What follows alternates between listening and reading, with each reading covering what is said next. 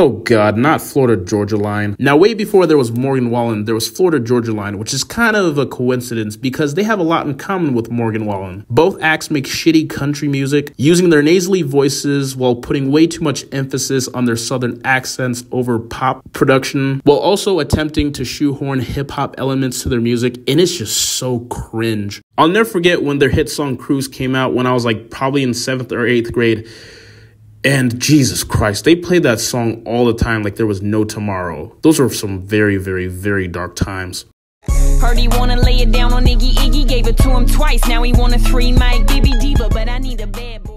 The early 2010s was such a bizarre time for hip-hop, especially when there was like this huge wave of these corny, cringy-ass white female rappers blowing up, whether it was Chanel West Coast, Krayshawn, V Nasty, and even Lil Debbie. But the most famous of them all had to be the female rapper hailing all the way from Australia, Iggy Azalea. Despite the amount of success that Iggy Azalea achieved during her rapid rise to fame, including a #1 hit single, Fancy, her career overall was met with justifiable criticism over the issues of cultural appropriation and authenticity in her music. Most famously, her stupid, annoying black accent. Despite being Australian, she tried so hard to act cool, act like she's from the hood, by sounding like a ratchet black girl from the South. She may have a few songs that are decent enough, but everything else, though, it's just not good because she has such a basic flow. All of her songs sound pretty annoying. 90% of her songs are just repetitive and annoying. She cannot freestyle if her life depended on it. And overall, she's just a really terrible artist. Oh yeah, and I can't forget to mention this infamously hilarious moment. I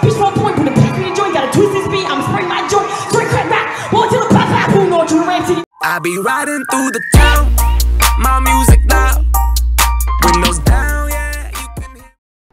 Boring. I'm killing these beasts, there'll be more dead. I put my dick on her forehead. Less conversation and more.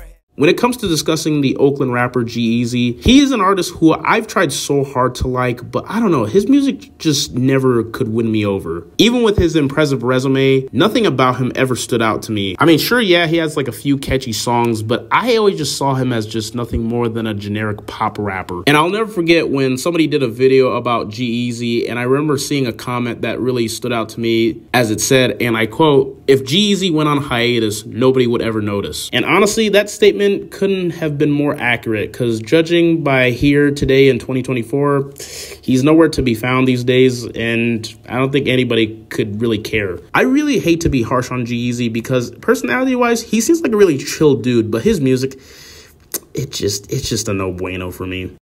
Your bitch want party with Cardi. Cardi a body in a Rari. Diamonds all over my body, shining all over my body. I mean, do I really have to explain why I don't like Cardi B? Do I? She's talentless, irritating. She generally comes off very dislikable. Seems like she's just really in it for the money and not for the music. And yeah, overall, she sucks. She's not good. Can't keep my hands to myself.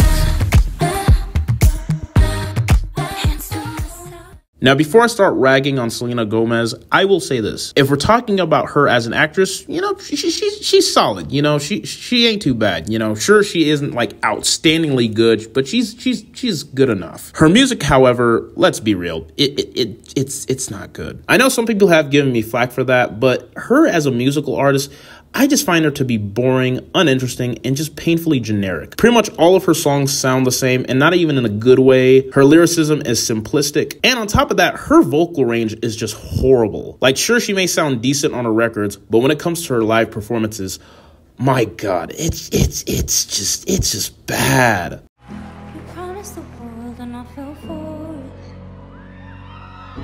I put you first and you adored it. Set fire to my forest. What the hell is that? Every time I hear her quote-unquote sing, it just sounds so painfully monotone, like and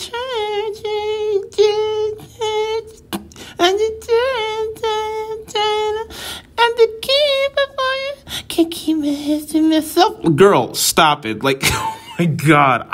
I just cringe every time I hear her stupid, annoying, monotone voice. I will never forget the infamous finishing line of the Wizards of Waverly Place intro theme song where she says, "Everything is not what it seems." Because to me, that sums up Selena Gomez in a nutshell, because the one thing that has always irritated me about her, the way she always constantly plays this typical nice girl from next door persona, and honestly, I just don't buy it at all, because she's like that one person who would intentionally put a banana peel at your doorstep and she'll wait till it happens. And as soon as that happens, she just automatically goes to you like, "Oh my God, are you okay, sweetie?" Selena may have a lot of people fooled, but she does not have me fooled, because even with me being half blind, I can just see through all the bullshit. But yeah, overall, Selena, stick to acting, because you absolutely suck at singing. And I have no shame saying that at all.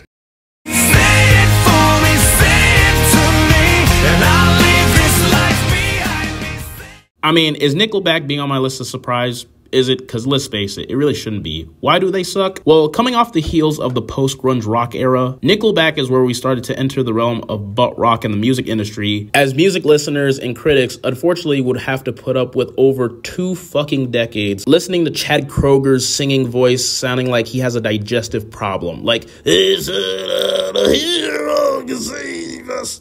Nobody don't right." Oh God, it's so annoying. Well, Chad Kroeger has always been known for his typical frat boy behavior, but the one thing that always made me laugh is that he once said that Nickelback is quote-unquote the most diverse band of all time, which couldn't be more further from the truth, because everything about their music just comes off so uninspiring, with all other songs just being so formulaic, repetitive, corny, and just downright generic. I can honestly make an entire video just talking shit about Nickelback, but overall, they are not only just an embarrassment to the post-grunge rock music, but also an embarrassment to the music industry as well.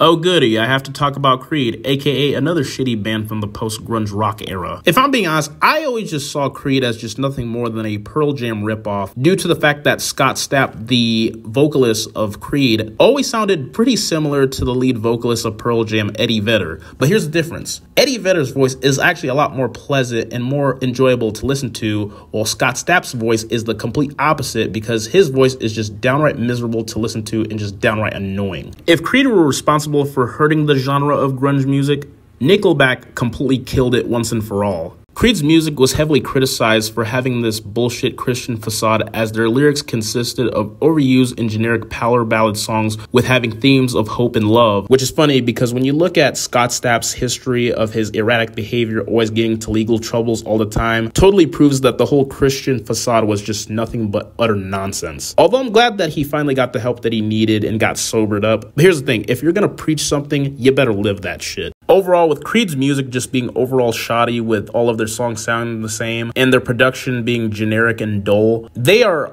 undeniably one of the worst bands of all time. You know I love it when the music's loud, but come on, strip that down for me, baby. Now there's a lot of people in the crowd. I originally was going to put One Direction on the list. However, I ultimately decided to go with one of the members of One Direction, Liam Payne, aka the weak link / the black sheep of One Direction. Whenever an iconic rock band, boy band, or even a girl group breaks up, there's always going to be like that one member who will flourish and go on to have a successful solo career. Whether if it was Michael Jackson from the Jackson 5, Beyonce from Destiny's Child, and even Justin Timberlake from NSYNC. Liam Payne, however, nothing about this guy, I don't really find him appealing at all. Like, to me, this dude is just nothing but crickets. It's like, he's just boring. And speaking of boring, I was willing to give this guy a chance by listening to his debut album, LP1, just to see if my mind would change about him, but nope, I was completely right, because the album was boring and it was pure ass. Judging by his interview with Logan Paul, this guy seems like a real piece of work, because he comes across pretty arrogant, so full of himself to the point where he has his own head shoved up his ass. And I find it so appalling that he made a laughable statement saying that he was the biggest member to emerge from One Direction, which is far from the truth, because we all know that's Harry Styles. I mean, sure, dude, you may have one hit song, but other than that, what else? Like, this dude to me just comes off like a fucking loser. Think you the shit, bitch? You not even the fault. I be going hard. Now, there's no denying that Ice Spice is not just the hottest thing in hip-hop, but the hottest thing in mainstream music right now. For the past year, she has gained a humongous popularity that has skyrocketed to new heights as she's worked with the likes of Nicki Minaj and Taylor Swift. However, despite her success, I just don't get the appeal at all. I mean, in terms of her looks, I get the appeal. I mean, yeah, she doesn't look quite too bad. You know, she got a nice ass, and I guess that's probably her greatest asset. See what I did there? But yeah, in terms of her music, it's just awful because the sound of it is just, in every aspect, just sounds the same beat, same flow, same word. Like, she always uses the word like in, like, all of her songs. Like that, she all move. She's like, God, she all move. God damn, like, God, she all move. Like, girl, can you come up with something else than saying like all the time? Always reuses the same bar, like, every single song. Like, seriously, how can people listen to her music? It's like, hey, that's still for you, girl. A+ for you, fam. Oh, that's right. We're in 2024 because we live in a time where people are just way too accepting of mediocrity. Like, you can put out the most god-awful music and people say it's good because people don't know how to be objective. But yeah, Ice Spice is a no bueno for me.